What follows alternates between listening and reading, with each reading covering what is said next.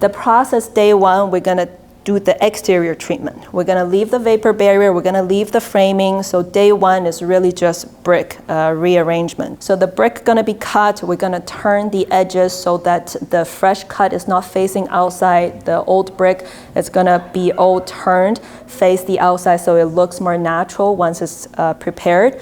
The top, you will need a new support, especially if you're widening. Let's say this window is now turned into a 3-wide window.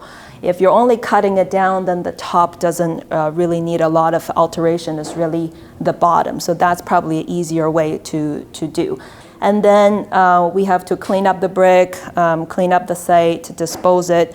But when we go overnight, before we bring the product, you're still gonna have drywall, you're still gonna have the vapor barrier, the framing in place. So on the inside, to your perspective as a homeowner living in the space, it really doesn't make a big difference. You might compromise on a little bit of insulation value for one night, but not a big deal, okay? Doors are locked, the windows are locked, we're safe.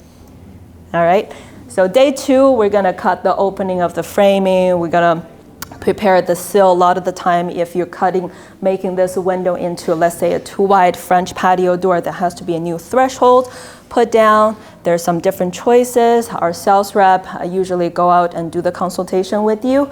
So we put on the sill, we put the product in, and then we do the interior and exterior finish. So that's pretty much the process.